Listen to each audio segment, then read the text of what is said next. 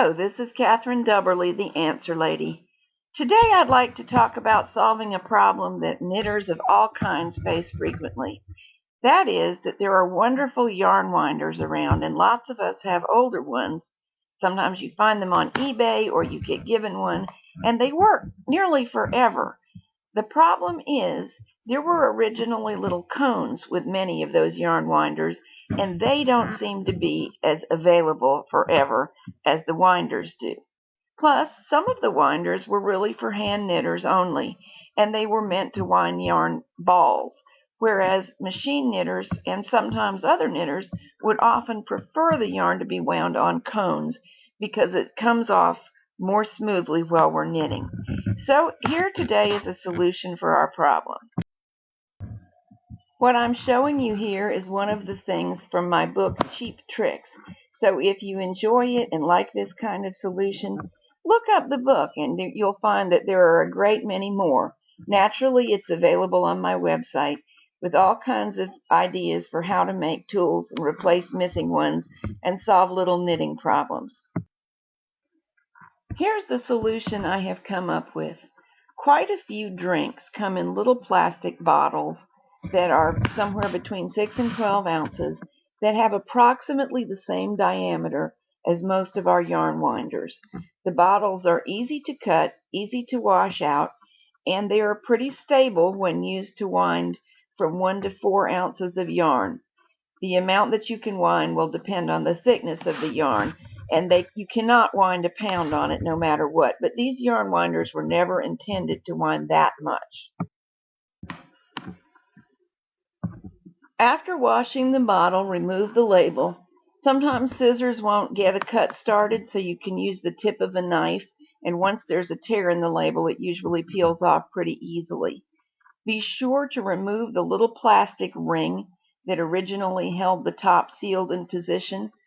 From what I hear, we can't do anything to prevent them from going in the garbage sometimes, and sometimes the way the garbage is disposed of, they make their way to wildlife and cause harm and damage. So apparently, cutting the rings, they're still garbage, but at least nobody strangles in them. So please cut your rings. Then cut the bottom off of the bottle. You can do it with a steak knife. I use steak knives because since I don't eat steak, they need some use. Or you can do it with a pair of utility scissors. And then you won't get a perfect cut first try. Just trim it off as neatly as you can. In order for the winder to work well, it needs to be a pretty tight fit between your new so-called cone and your winder. Some of them are really good fits to start with. I have had the best success with two kinds of yogurt bottles.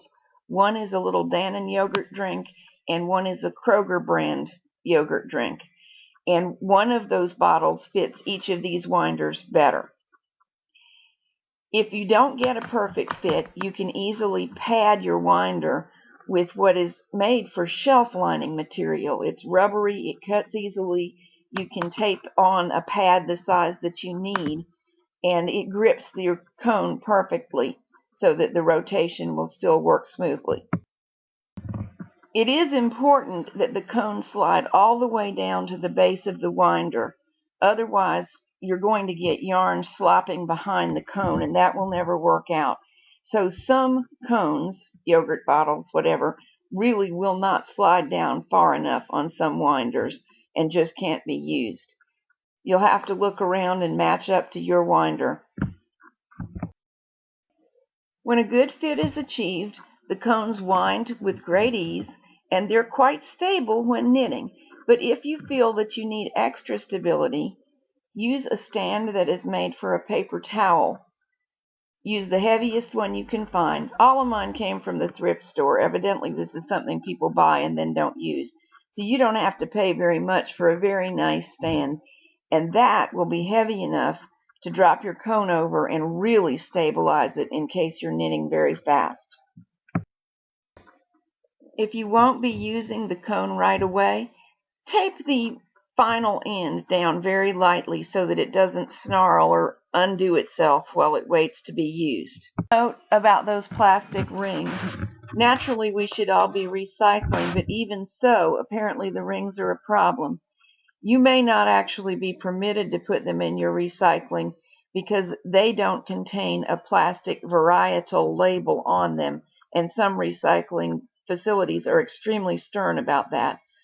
Other recycling facilities apparently sort and discard part of the material they receive before recycling, so you have no guarantee that even though your ring went in the bin, it got recycled. And that's why snipping it is so critical. I hope this solves the problem for you and you have fun with it. Happy knitting. Bye now.